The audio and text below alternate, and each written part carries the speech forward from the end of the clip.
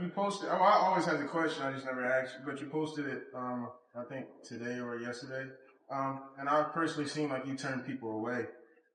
That came here to try out. Like, I know probably everybody would want to know, individually. But like, what did you see in me that was like, oh my God, like what I mean, like that you didn't turn me away because I came here at 260, and I seen people who came here at 260, and it's like.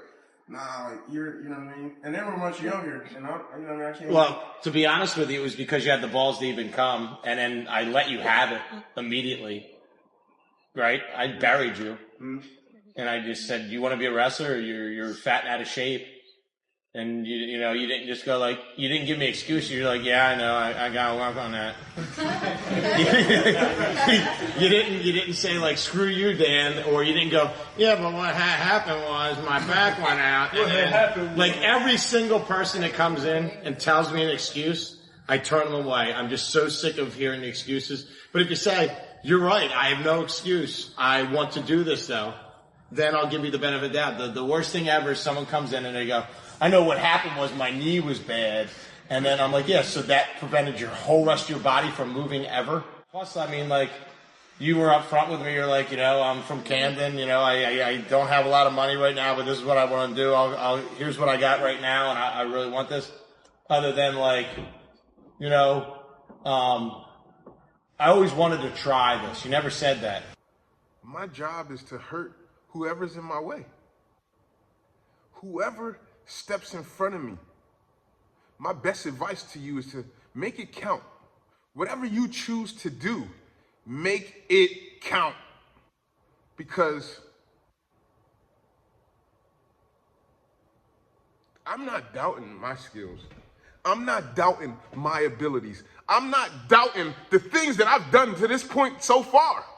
I'm not doubting any of that. Because I know who I am. I know who I am. I know where I come from. I know the abilities that I possess. When my mind right and I'm ready for war, you're not stopping me. Let's really be honest about this game. You're not stopping me. It's nothing you can do to stop me. I'll do everything I want to do, and there's nobody who can stop me. Nobody.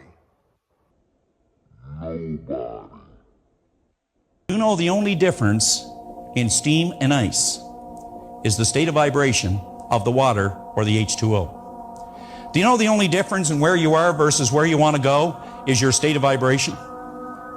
Do you know that everything to get you there is already here?